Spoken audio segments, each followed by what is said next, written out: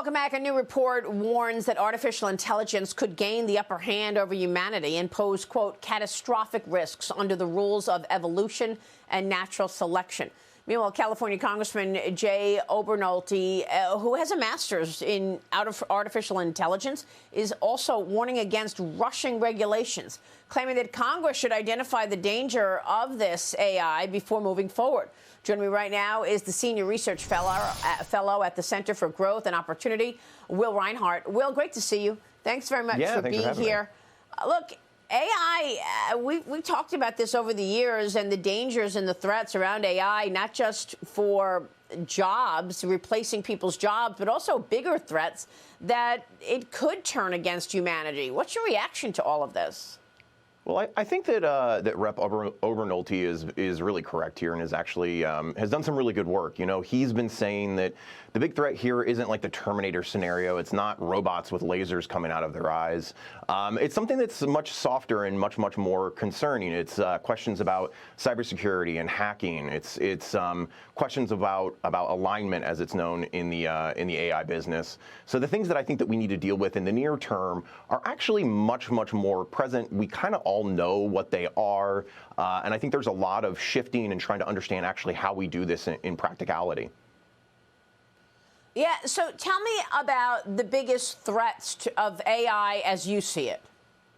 I mean, in the near term, I think the biggest thing that we're going to see, obviously, there will be some disruption of some industries. I think that's probably, I mean, that's probably in the books.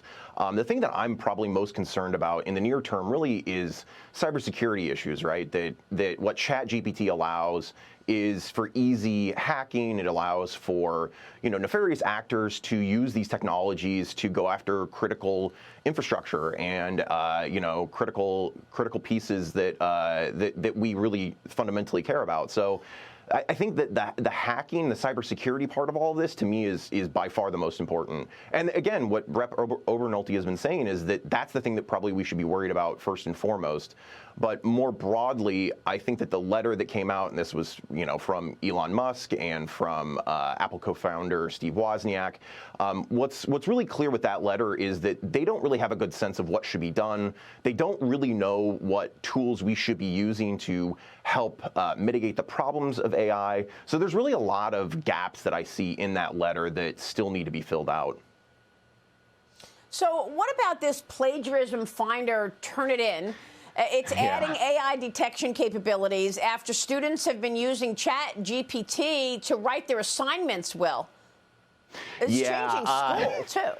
Yeah, you know, I've got students. I've got 6 students who I work with, and you know, there's a lot that's going into these kind of these detection services. There's a lot that's being done here. ChatGPT has its own version of this, and my understanding is that Turnitin has been working with and trying to integrate some of those services, the OpenAI modules that work on this.